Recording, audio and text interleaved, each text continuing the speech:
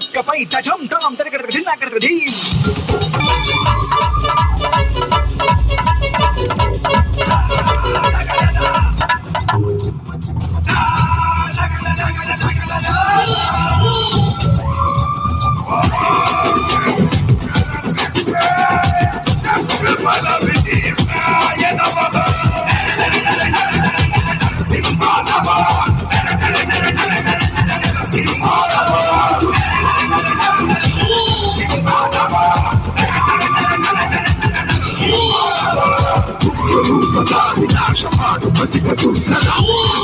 ಪ್ರಚಂಡ ದುಷ್ಟ ಸಂಹಾರ ಭೀಕರ ಛೇದ ಮಾಡುವ ಅದರ ಸೀಳುವ ಹರಿದು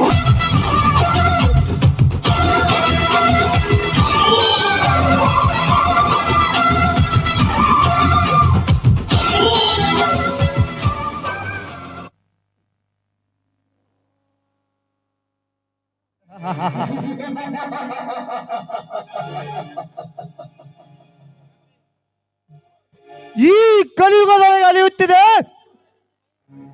ಈ ಮಾನವನ ಮೆದುಳಿನಲ್ಲಿ ಮೋಸದ ಮಾರ್ಜಲ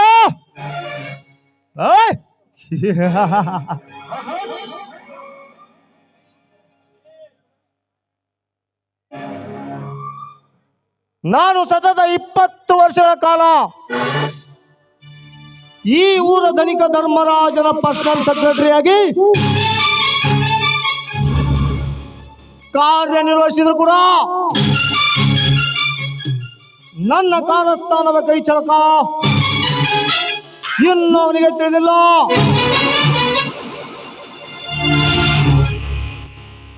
ನಾನು ಅವನಂತೆ ಒಳ್ಳೆಯವನಾಗಿ ನಟಿಸಿ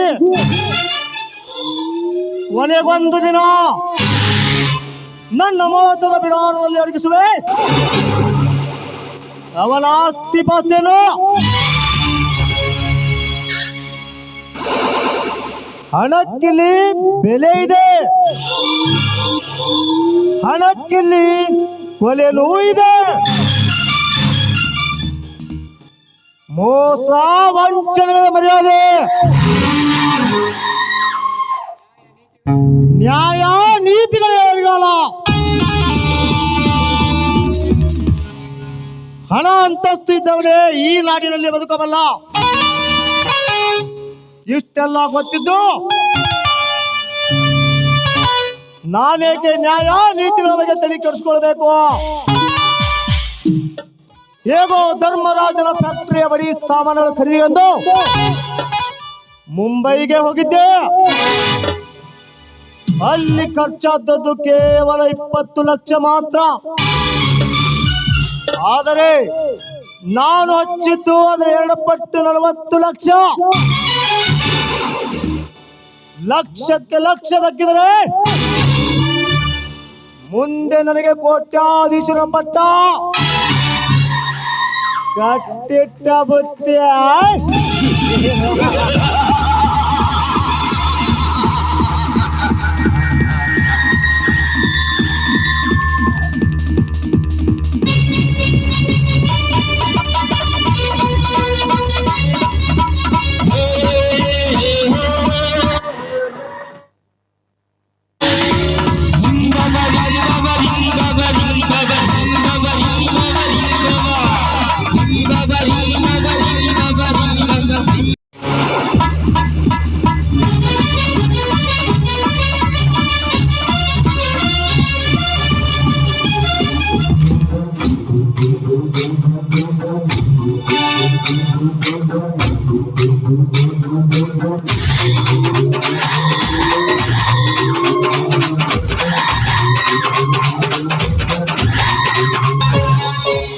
ನಮಸ್ಕಾರ ಧನಿಕರಿಗೆ.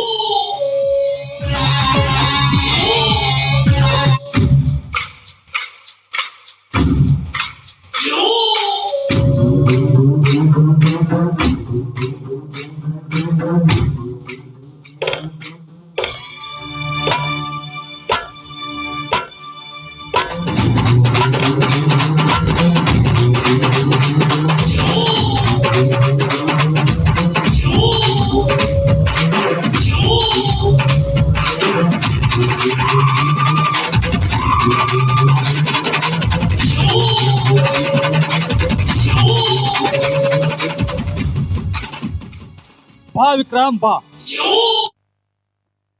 ಬಂದೆ. ಹೋದ ಕೆಲಸ ಎಲ್ಲ ಪಕ್ಕ ಆಯ್ತಾ ತಾನೇ? ಹೋದ ಕೆಲಸ ಎಲ್ಲ ಸಕ್ಸಸ್ ಧನಿಕರೇ. ಆದರೆ ಈಗ ನಮ್ಮ ಫ್ಯಾಕ್ಟರಿಯ ಬಡಿ ಸಾಮಾನುಗಳು ಸಿಗಬೇಕಾದ್ರೆ ಬಹಳ ಕಷ್ಟ. ಅಂದಿಗಿಂತ ಇಂದಿನ ರೇಟ್ 2 ಪಟ್ಟು ಜಾಸ್ತಿ ಆಗಿಬಿಟ್ಟಿದೆ. ನಮ್ಮ ಕೆಲಸಕ್ಕೆ ಅಡ್ಡಿ ಆದಾಗ ಕೊನೆಯೇ ಇಲ್ವಲ್ಲ, ಎಷ್ಟಾದರೂ ಕೊಂಡ್ಕೊಳ್ಳೇಬೇಕಾಯ್ತು.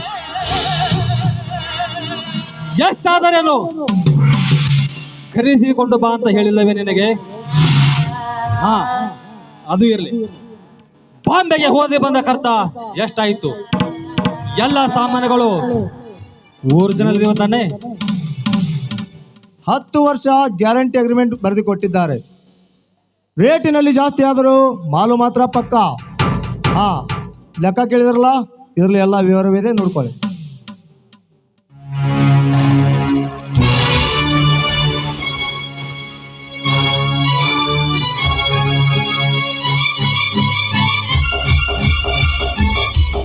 ಏನ್ ವಿಕ್ರಮ್, ನೀವು ಟಾಟಾ ಕಂಪನಿಯಲ್ಲಿ ಬಿಡಿ ಸಾಮಾನುಗಳ ಖರೀದಿಗೆ ಹೋಗಲು ಕೇವಲ 20,000, 20 ಲಕ್ಷ, ಊಟ ವಸತಿ ಇನ್ನುಳಿದ ಖರ್ಚ 25,000, ಒಟ್ಟು ಸೇರಿಸಿ 20 ಲಕ್ಷ 25,000. ನೀವೇನೋ ಟಾಟಾ ಕಂಪನಿ ಬಿಡಿ ಸಾಮಾನುಗಳ ಖರೀದಿ ಮಾಡಲು ಹೋಗಿರುವರು? ಇಲ್ಲ, ಟಾಟಾ ಕಂಪನಿ ಖರೀದಿ ಮಾಡಲು ಹೋಗಿರುವರು? ಕೇವಲ 1 ವರ್ಷದಲ್ಲಿ ರೇಟಿನಲ್ಲಿ ಇಷ್ಟೊಂದು ಏರುಪೇರಾಗಲು ಅದು ಹೇಗೆ ಸಾಧ್ಯ ವಿಕ್ರಮ? ಅದು ಹೇಗೆ ಸಾಧ್ಯ? ನೋಡಿ ಧನಿಕರೇ, ನಾನು ಕೊಟ್ಟ ಲೆಕ್ಕದಲ್ಲಿ ನಿಮಗೇನಾದರೂ ಅನುಮಾನ ಕಂಡು ಬಂದರೆ ಟಾಟಾ ಕಂಪ್ನಿಗೆ ನೀವೇ ಟೆಲಿಗ್ರಾಮ್ ಕೊಡಿ. ಅಷ್ಟು ಗ್ಯಾರಂಟಿ ಆಗದಿದ್ದರೆ ಸ್ವತಃ ನೀವೇ ಟಾಟಾ ಕಂಪ್ನಿ ಭೇಟಿಯಾಗಿ ಬನ್ನಿ. ನೋಡಿ ಧನಿಕರೇ, ನಿಮ್ಮ ಜೀತದಾಳಾಗಿ ದುಡಿಯುವ ನನಗೆ ನೀವು ಹೇಳುವ ಮಾತೇ ವೇದವಾಕ್ಯ. ಕಾಯಕವೇ ಕೈಲಾಸ. ಕಾಯಕಕ್ಕೆ ಕಳಂಕ ಬಿಟ್ಟು ಮೋಸ ಮಾಡುವ ಮತಿಹೀನ ನಾನಾಗಲಾರೆ.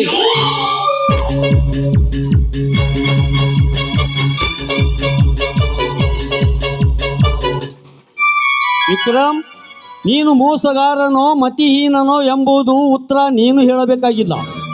ನೀನು ಬರೆದಿಟ್ಟ ಫ್ಯಾಕ್ಟರಿಯ ವೆಬಿಲ್ ಬುಕ್ಕದಲ್ಲಿ ಹೇಳುತ್ತಿದೆ ನೀನು ಎಷ್ಟು ಲೆಕ್ಕ ಮಾಡಿದೆ ಎಂದು. 10 ಪಟ್ಟು ಲೆಕ್ಕ ಹಚ್ಚಿ ತೋರಿಸಿದರೆ ದುಡ್ಡೆಂದರೇನು ದೊಡ್ಡಪ್ಪನ ಮನೆ ಎಂದು ತಿಳಿದಿರುವೇನೋ? ಅಂತೂ ನನ್ನ ಮೇಲೆ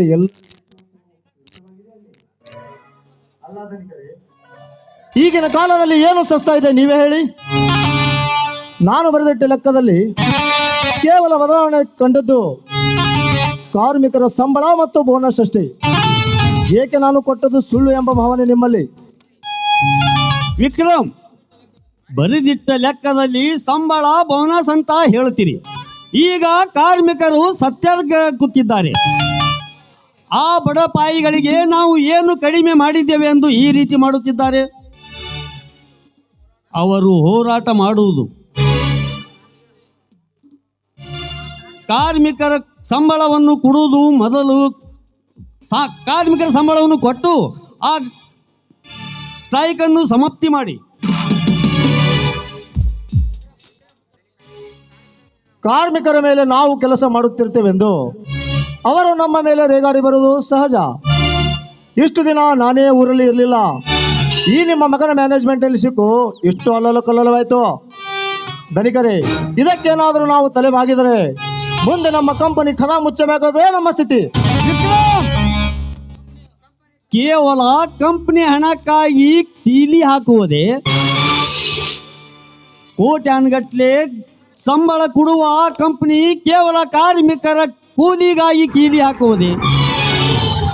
ಬೇಡ ವಿಕ್ರಮ್, ಮೊದಲು ಅವರ ಸಂಬಳ ಹಾಗೂ ಬೋನಸ್ ಅನ್ನು ಕೊಟ್ಟು ಬಿಡಿ. ಹಿಂದೆ ಫ್ಯಾಕ್ಟ್ರಿ ಚಾಲು ಮಾಡುವಂತೆ ಮಾಡು.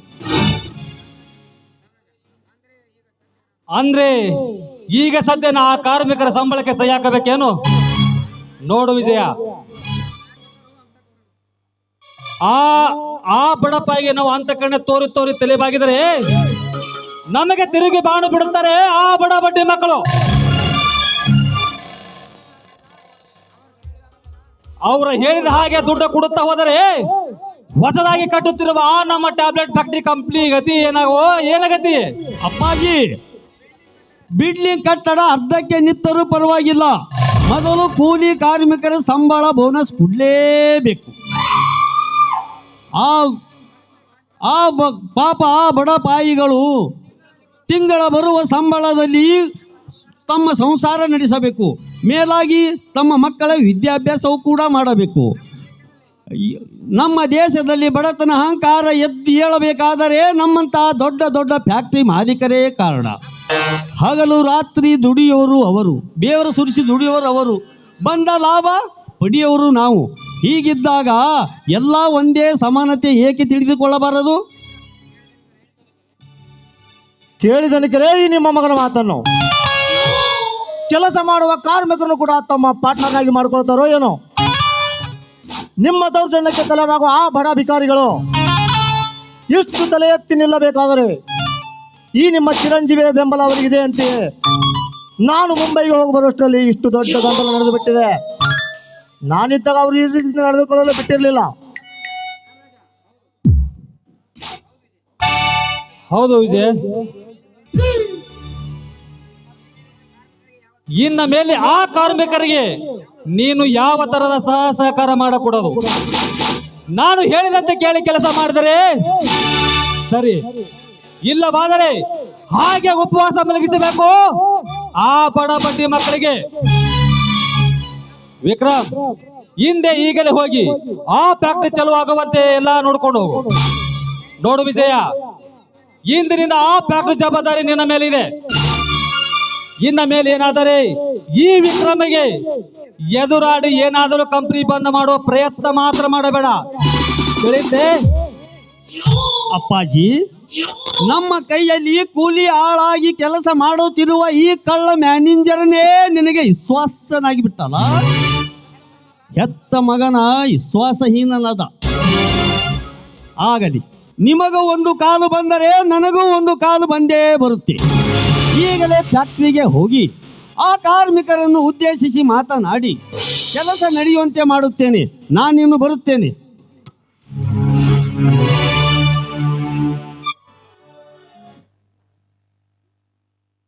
ನಿಮ್ಮ ಮಗ ಮಾತಿನಲ್ಲೂ ಬಲು ಚಾಣಾಕ್ಷ ಅಂತ ಕಾಣುತ್ತೆ.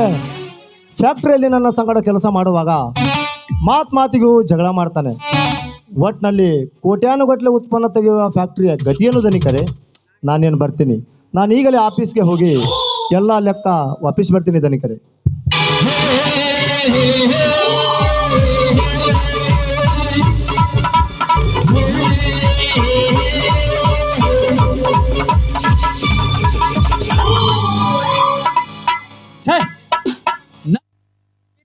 ನನಗೆ ಎದುರಾಗಲು ಹತ್ತಿದ್ದಾನಲ್ಲ, ನನ್ನ ಪರ್ಸನಲ್ ಸೆಕ್ರೆಟರಿಯಾಗಿ ಕಾರ್ಯನಿರ್ವಹಿಸುತ್ತಿರುವ ಈ ವಿಕ್ರಮ್ ನಿಜವಾಗಲು ಮೋಸಗಾರನಲ್ಲ. ಸತತ 70 ವರ್ಷಗಳ ನಮ್ಮ ಕಂಪನಿಯಲ್ಲಿ ಮ್ಯಾನೇಜರ್ ಕೆಲಸ ಮಾಡುತ್ತಿರುವಾಗ ಅವ ನಿಜವಾಗಲು ಮೋಸಗಾರನಲ್ಲ. ಇದೇ ಊರಲ್ಲಿ ನನಗೆ ಎದುರಾಗಿ ನಿಂತಿರುವ ಆ ಕಾಳಿಂಗ ಇಷ್ಟೊಂದು ತಲೆ ಎತ್ತಿ ನಿಲ್ಲಬೇಕಾದರೆ ಆ ಕಾಳಿಂಗನಿಗೆ ಆ ಶಿವಣ್ಣನ ಬೆಂಬಲ ಇರಲೇಬೇಕು. ಇಂದಲ್ಲ ನಾಳೆಯಾದರೂ ಅವರ ಅಪ್ಪನ ಆಸ್ತಿ ಕೇಳಲು ನನ್ನ ಮನೆಯ ಬಾಗಿಲಿಗೆ ಬಂದೇ ಬರುತ್ತಾನೆ. ಅವಾಗ ವಿಚಾರಿಸಿರೈತು ಅವರ ಜಾಣತನವನ್ನು.